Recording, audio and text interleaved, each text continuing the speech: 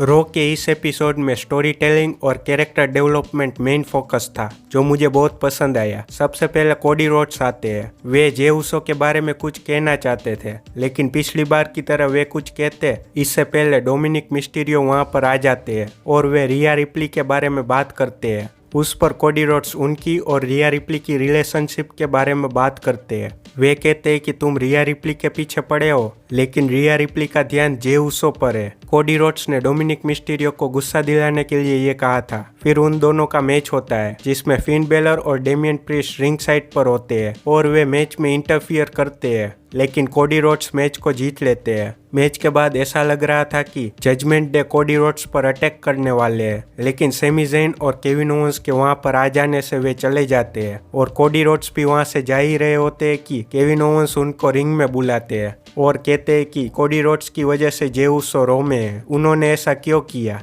जिसके रिप्लाई में Cody Rhodes कहते हैं कि वे दूसरा मौका देने में यकीन करते हैं, क्योंकि उनको भी कई दूसरे मौके मिले हैं। और सेमी ज़ेन भी केविन ओवेंस को समझाने की कोशिश करते हैं और जे उसो को दूसरा मौका देने के लिए कहते हैं, लेकिन केविन ओवेंस उनको याद दिलाते हैं कि जे उसो की वजह से वे तीनों अनडिस्प्यूटेड चैंपियनशिप नहीं जीत पाए। वे सेमी ज़ेन और कोडी रोड्स पर भरोसा करते हैं, लेकिन जे उसो पर नहीं। ये अच्छा सेगमेंट था। इससे आपको पता चलता है कि इन तीनों के कैरेक्टर्स कैसे हैं। कोडी रोड्स दूसरा मौका देने में मानते हैं, सेमी ज़ेन बहुत जल्दी किसी पर भरोसा कर देते हैं और केविन ओवेंस को किसी पर भरोसा करने के लिए टाइम लगता है। मैं फिर से कहूँगा, स्टोरी वाइज और कैरेक्टर वाइज ये सेगमेंट बहुत अच्छा था। फिर आगे जे उसो का इंटरव्यू होता है, जिसमें डेमियन प्रीस्ट आ जाते हैं और वे कहते हैं कि जजमेंट डे के बाकी सब मेंबर्स जिमी उसो को ग्रुप में ऐड करना चाहते हैं, लेकिन वे चाहते हैं कि जे उसो जजमेंट डे में आए। फिर सेमी ज़ेन और केविन ओवेंस जे उसो की बात कर रहे होते हैं, तब जे उसो वहां पर आ जाते हैं, जिससे उनके और केविन ओवेंस के बीच आर्ग्यूमेंट होती है। फिर केविन ओवेंस और सेमी ज़ेन वहां से चले जाते हैं, मतलब कि वे बिल्डिंग से ही चले जाते हैं। और मेन इवेंट में जे उसो और ड्रू मैकिंटायर का मैच होता है। मैच के बीच में जजमेंट डे आ जाते हैं और वे जे उसो की मदद करते हैं, लेकिन जे उसो उन तीनों को सुपर किक मार देते हैं। इसकी वजह से उनका मैच से ध्यान हट जाता है, जिससे ड्रू मैकिंटायर मैच को जीत लेते हैं। मैच के बाद जजमेंट डे जे उसो को मारते हैं और ड्रू मैकिंटायर वो देख रहे होते हैं, लेकिन वे तय नहीं कर पा रहे थे कि जे उसो को बचाए या फिर वहां से चले जाए, क्योंकि जे उसो की वजह से वे भी चैंपियन नहीं बन पाए थे।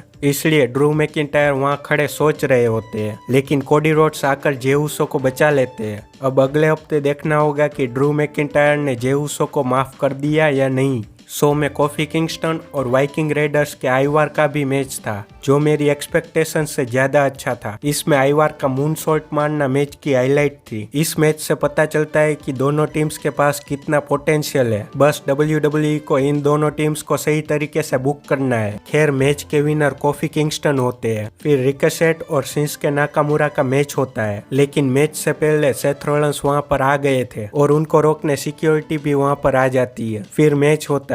मैच में रिकोशेट शिंसुके नाकामुरा को चेयर शॉट मारते हैं, जिससे वे डिस्क्वालीफाई हो जाते हैं, लेकिन वे रेफरी से आर्ग्यूमेंट कर रहे थे कि वे क्यों डिस्क्वालीफाई हुए। ये करना एकदम पॉइंटलेस था। बाद में शिंसुके नाकामुरा रिकोशेट के पैर पर वार करते हैं और वे रिकोशेट के पैर पर चेयर मारते हैं, लेकिन एक या दो बार ही उनके पैर पर चेयर लगती है। बाकी ऐसा लग रहा था कि शिंसुके नाकामुरा रिंग पोल पर चेयर मार रहे हैं। इसमें कैमरामैन की गलती थी या शिंसुके नाकामुरा की, पता नहीं, लेकिन इसकी वजह से ये पूरा मूवमेंट खराब हो गया। WWE चाहती थी कि फैंस रिकोशेट के लिए बुरा फील करे, लेकिन इन चेयर शॉट्स की वजह से वे ये अचीव नहीं कर पाए। फिर सेथ रॉलिंस का बैक स्टेज इंटरव्यू था और उन्होंने उसमें जो कैरेक्टर दिखाया है, वो वाला कैरेक्टर मेरे जैसे फैंस को चाहिए। फिर चैट गैबल एडम पियर्स से इंटरकॉन्टिनेंटल चैंपियनशिप के लिए मैच मांग रहे थे, लेकिन ब्रॉन्सन रीड्स वहां पर आ जाते हैं और इन दोनों का मैच होता है, जिसमें ब्रॉन्सन रीड्स जीत जाते हैं। ये क्या कर दिया WWE ने, चैट गैबल को हरवा दिया। इसके पीछे दो कारण हो सकते हैं, या तो चैट गैबल और गंथर के मैच को WWE किसी बड़े इवेंट के लिए बचा कर रखना चाहती है, या फिर उनका इंटरकॉन्टिनेंटल चैंपियनशिप के लिए पुश चल रहा था, उसको खत्म कर दिया है। उम्मीद है कि पहला वाला रीजन सही हो। और हमें गंथर और चैट गेबल किसी बड़े इवेंट में इंटरकॉन्टिनेंटल चैंपियनशिप के लिए लड़ते दिखे।